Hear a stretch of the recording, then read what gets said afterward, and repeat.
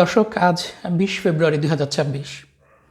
আমরা এমন এক সময় দাঁড়িয়ে আছি যখন প্রতিদিনের খবরের কাগজ বা নিউজ পোর্টাল খুললেই মনে হয় আমরা কি তবে ইতিহাসের সব থেকে বড় ভুলটির দিকে এগিয়ে যাচ্ছি। বিখ্যাত সংবাদ মাধ্যমগুলো গত কয়েকদিন ধরে যে প্রতিবেদনগুলো প্রকাশ করছে তা কেবল উদ্বেগের নয়, বরং এটি একটি আসন্ন মহাপ্রলয়ের সংকেত। আসসালামু আলাইকুম দর্শক, আজ আমরা এই ভিডিওতে আলোচনা করব কেন ডোনাল্ড ট্রাম্প মধ্যপ্রাচ্যে দ্বিতীয় বিশ্বযুদ্ধের পর সব থেকে বড় সামরিক শক্তি জড়ো করেছেন, কেন চীন তাদের অত্যাধুনিক স্টেলথ হান্টার রাডার ইরানে মোতায়েন করলো, আর কেন রাশিয়া তাদের নৌবাহিনী নিয়ে আজ ওমান সাগরে আমেরিকার চোখের সামনে মহড়া দিচ্ছে। কেন এটি আর কেবল পারমাণবিক কর্মসূচির লড়াই নয়, বরং এটি বিশ্ব ব্যবস্থা পরিবর্তনের এক লড়াইয়ের রূপ নিয়েছে।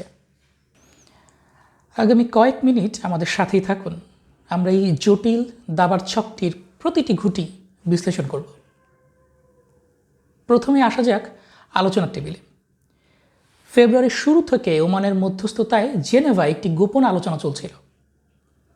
ইরান একটা প্রস্তাব দেয় যেটা ছিল বেশ চমকপ্রদ। ইরান বলেছিল তারা অন্তত ট্রাম্পের এই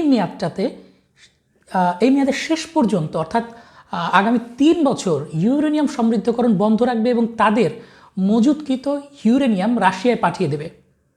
বিনিময়ে তারা চেয়েছিল জব্দ করা তেলের অর্থ ফেরত এবং নিষেধাজ্ঞা প্রত্যাহার।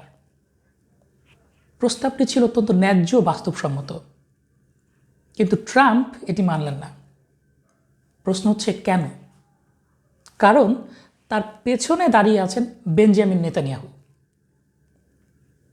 ইসরায়েলের হিসাব খুব পরিষ্কার।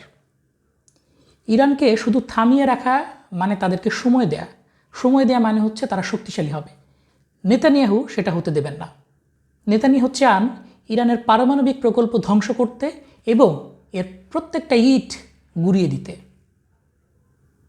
মার্কিন ভাইস প্রেসিডেন্ট জেডি ভ্যান্স যখন 19 ফেব্রুয়ারি বললেন কূটনীতি সম্ভবত তার শেষ সীমায়, তখন আসলে তিনি যুদ্ধের ঘণ্টা বাজিয়ে দিয়েছেন। ট্রাম্প ইরানকে মাত্র 10 থেকে 15 দিনের সময় দিয়েছেন। এই অল্প সময়ে কোনো দেশ তার পুরো পারমাণবিক নীতি বদলে ফেলবে না। অর্থাৎ প্রস্তাবটি এমনভাবে দেয়া হয়েছে যাতে ইরান তা প্রত্যাখ্যান করে এবং যুদ্ধের একটি বৈধ অজুহাত তৈরি হয়। এবার আসি সামরিক শক্তির আস্ফালনে। পেন্টাগন থেকে পাওয়া তথ্য অনুযায়ী মধ্যপ্রাচ্যে এখন 300-রও বেশি 5th জেনারেশন স্টিলথ ফাইটার F-35 এবং F-22 র্যাপটর মোতায়েন করা হয়েছে। এটা পৃথিবীর যে কোনো দেশের আকাশ প্রতিরক্ষা ব্যবস্থাকে নিমেষেই অন্ধ করে দেওয়ার জন্য যথেষ্ট। তার সাথে ইসরায়েলের ফাইটার প্লেন যোগ করলে এর সংখ্যা দাঁড়ায় 500। শুধু একবার চিন্তা করুন দর্শক, 500 যুদ্ধ বিমান, তাও আবার সর্বাধুনিক এবং স্টেলথ। ট্রাম্প কিন্তু এখানেই থেমে নেই। তিনি ব্রিটেনের ওপর দিয়েগো গার্সিয়া দ্বীপ নিয়ে চাপ দিচ্ছেন। কেন? কারণ এটি ভারত মহাসাগরের এমন একটা জায়গায় অবস্থিত যেখান থেকে B-2 স্প্রিট এবং B-52 বোম্বার বিমানগুলো উড্ডয়ন করে সরাসরি ইরানে হামলা চালিয়ে ফিরে আসতে পারে। অর্থাৎ এই ইরানে হামলা চালাতে এই বিমানগুলোর মাঝখানে কোনো রিফুয়েলিংয়ের দরকার পড়ে না। 19 ফেব্রুয়ারির রিপোর্ট অনুযায়ী ব্রিটেন এই দ্বীপটা আমেরিকার যুদ্ধের জন্য ব্যবহার করতে দিতে কিছুটা দ্বিধায় আছে এবং এটা ট্রাম্পকে প্রচণ্ড রকম ক্ষুব্ধ করেছে। যদি ট্রাম্প এই দ্বীপ ব্যবহার করতে পারে এবং এর সাথে যোগ হয়েছে বিশ্বের সবথেকে আধুনিক বিমানবাহী রণতরী USS Gerald R. Ford, এটা বর্তমানে ভূমধ্যসাগর পাড়ি দিয়ে ইসরায়েল উপকূলের দিকে চলে যাচ্ছে। সেখানে আগে থেকেই আছে USS আব্রাহাম লিঙ্কন বিমানবাহী রণতরী। দুটি বিমানবাহী রণতরী মানে আকাশ এবং সমুদ্রে এক অপ্রতিরোধ্য দানব। এখন ইরান কি করছে? ইরানের কাছে এসেছে স্টেলথ হান্টার এবং চীনের বাইদু নেভিগেশন সিস্টেম। এখানেই হচ্ছে গল্পের আসল টুইস্ট। 10 ফেব্রুয়ারি থেকে পাওয়া গোয়েন্দা তথ্য বলছে চীন ইরানকে তাদের অত্যাধুনিক YLC-8B রাডার সরবরাহ করেছে। এটিকে বলা হয় স্টেলথ হান্টার। এটি 350 কিলোমিটার থেকে 700 কিলোমিটার দূর পর্যন্ত মার্কিন F-35 বিমানকে শনাক্ত করতে পারে।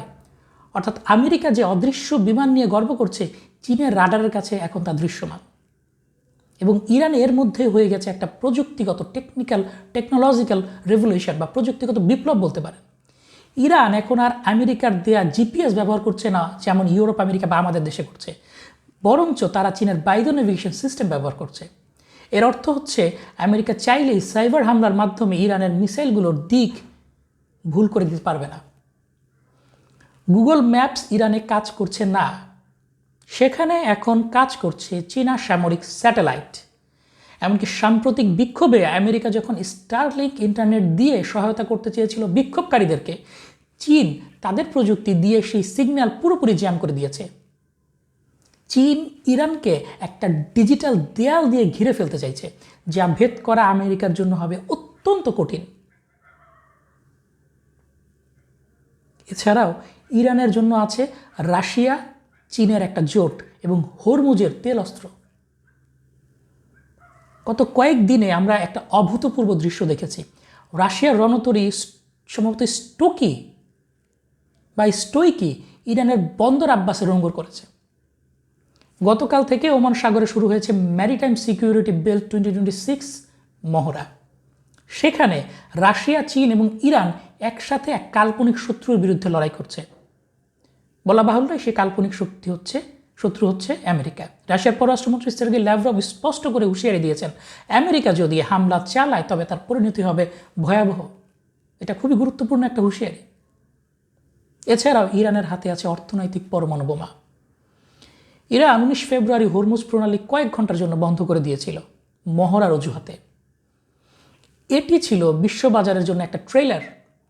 বিশ্বের 20% তেল, 20 থেকে 30% তেল এই পথ দিয়ে যায়। তেলের দাম ইতিমধ্যে $70 পার ব্যারেল ছাড়িয়েছে। যদি যুদ্ধ শুরু হয় এবং ইরান এই প্রণালীটি স্থায়ীভাবে বন্ধ করে দেয়, তবে তেলের দাম $200 ছাড়িয়ে যাবে। ভাবুন তো, আপনার বাইক বা গাড়ির তেলের খরচ থেকে শুরু করে নিত্যপণ্যের দাম, বাস ভাড়া সব বেড়ে যাবে। পণ্যের উৎপাদন খরচ বেড়ে যাবে, বিদ্যুতের দাম বেড়ে যাবে, গ্যাসের দাম বেড়ে যাবে। এটা তখন আর মধ্যপ্রাচ্যের যুদ্ধ নয়, এটি আপনার পকেটে টান মারার একটা যুদ্ধে রূপান্তর হবে। এখন বাস্তব যুদ্ধের দিকে যদি আমরা তাকাই, প্রথম কয়েক ঘন্টা খুবই বিপজ্জনক একটা সমীকরণের সময়। পেন্টাগনের যুদ্ধ পরিকল্পনা অনুযায়ী প্রথম কয়েক ঘন্টা হবে নির্ধারক। মার্কিন মিসাইল ইরানে পৌঁছাতে সময় লাগবে প্রায় 30 মিনিট, কিন্তু ইরানের ব্যালিস্টিক মিসাইলগুলো মধ্যপ্রাচ্যে মার্কিন ঘাঁটিতে পৌঁছাতে সময় নেয় মাত্র 5 থেকে 7 মিনিট। যদি প্রথম মার্কিন হামলা সফল না হয় এবং ইরান পাল্টা হামলা শুরু করে, তবে ইরাক, সিরিয়া, সৌদি আরব এবং আরব আমিরাতে অবস্থিত মার্কিন সেনা ঘাঁটিগুলো এবং সেখানকার হাজার হাজার মার্কিন সেনা তাৎক্ষণিক ঝুঁকির মুখে পড়বে। তারা মৃত্যুবরণ করবে কিংবা আহত হবে। তদুপরি ইরানের সর্বোচ্চ নেতা ইঙ্গিত দিয়েছেন তাদের গোপন অস্ত্রের। এটি মার্কিন আকাশ প্রতিরক্ষা ব্যবস্থাকে ফাঁকি দিয়ে রণের তরী ডুবিয়ে দিতে সক্ষম। প্রশ্ন হচ্ছে, আমেরিকার সাধারণ মানুষ আরেকটি এন্ডলেস ওয়ার বা অন্তহীন যুদ্ধ কি চায়? না, তারা বিপুল খরচে আরেকটি যুদ্ধ শুরু করার জন্য ট্রাম্পকে ভোট দেয় নাই। কিন্তু ট্রাম্প সম্ভবত মনে করছেন একটি দ্রুত বিজয় তাকে ইতিহাসের পাতায় অমর করে রাখবে। প্রশ্ন হচ্ছে, এটি কি আসলে একটি দ্রুত বিজয় হবে নাকি আরেকটি দীর্ঘস্থায়ী মানবিক বিপর্যয় হবে? কমেন্টে আপনাদের মতামত জানান। আমরা আলোচনার শেষ প্রান্তে। 2026 সালের এই ফেব্রুয়ারি মাস হয়তো মানব সভ্যতার এক বিশাল পরীক্ষার মাস। একদিকে সামরিক শ্রেষ্ঠত্ব দেখানোর লড়াই, অন্যদিকে অস্তিত্ব টিকিয়ে রাখার লড়াই। বাস্তবতা হচ্ছে, মধ্যপ্রাচ্যের বারুদের স্তূপ এখন একটা দেশলাই কাঠির অপেক্ষায়। রাশিয়ার কঠোর হুঁশিয়ারি, চীনের প্রযুক্তিগত সাহায্য এবং ইরানের জেদ সব মিলিয়ে পরিস্থিতি এখন নিয়ন্ত্রণের বাইরে। আমেরিকা কি সত্যি 15 দিনের মাথায় হামলা চালাবে, নাকি শেষ মুহূর্তে কোনো মিরাকল বা অলৌকিক কিছু ঘটবে যা আমাদের এই ধ্বংস থেকে রক্ষা করবে? দর্শক, আপনার কি মনে হয়, রাশিয়ার এই হুঁশিয়ারি কি আমেরিকাকে থামাতে পারবে, নাকি আমরা 2026 সালে দাঁড়িয়ে তৃতীয় বিশ্বযুদ্ধের শুরুটা দেখছি? কমেন্টে আপনার মতামত জানান। আজকের আলোচনা শেষ করছি। আমরা পরিস্থিতির ওপর সার্বক্ষণিক নজর রাখছি। পরবর্তী আপডেটের জন্য আমাদের সাথেই থাকুন, নিরাপদ থাকুন, সচেতন থাকুন, সাবস্ক্রাইব করুন। আল্লাহ হাফেজ।